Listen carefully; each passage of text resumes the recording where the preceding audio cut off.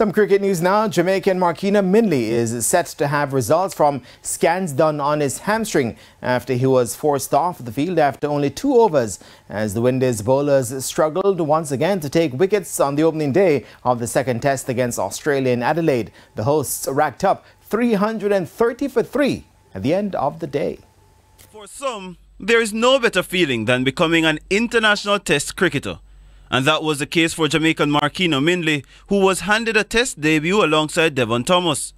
However, after a 35-hour flight, that joy turned into pain for the 27-year-old who had to limp off after bowling 12 balls in front of 24,000 fans. That was only part of the misery for the Caribbean men on the day, who had to draft in Omar Phillips as an emergency fielder due to the plethora of injuries in the squad.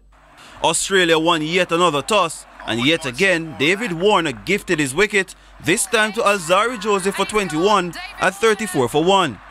From there, it was hard work for the regional side as Marnus Labuschagne punished a beleaguered attack in a 95-run second wicket stand with Usman Khawaja. Khawaja chalked up 1,000 runs for the year and looked destined for a 13th test century until the unlikeliest of source found a way. Devon Thomas bagging his first test wicket and the left-hander gone for 62.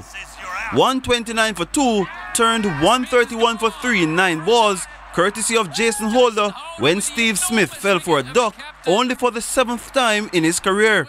Labuschagne then took charge of the innings with his usual patience and along with the aggressive Travis Head grinded down the bowlers to almost a halt before notching a 10th test century. He joined Sunil Gavaskar and Mohammed Yusuf as the only batters to score 3 straight hundreds against the Windies in consecutive test innings. Head, who agonizingly fell short in the first innings of the first test, made no such mistake this time around and crunched 12 fours in reaching a 5th test century.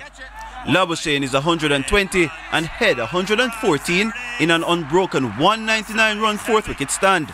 The partnership will not just have the Windies sweating on bowler availability, but also which route they will have to take to avoid a 14th test defeat in 16 down under.